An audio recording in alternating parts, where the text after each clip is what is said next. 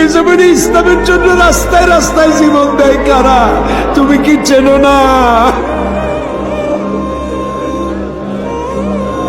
আল্লাহ, ষড়যন্ত্রকারীদের সব ষড়যন্ত্র থেকে তোমার গোলামদেরকে তুমি হেফাজত করো, তোমার কুদরতের চাদরটা দিয়ে হেফাজত করো। আল্লাহ তাআলা, তুমি মুসলমানদের উপরে রাগ করেছো। আল্লাহ, তুমি যদি রাগ করো আমরা যাবো কই?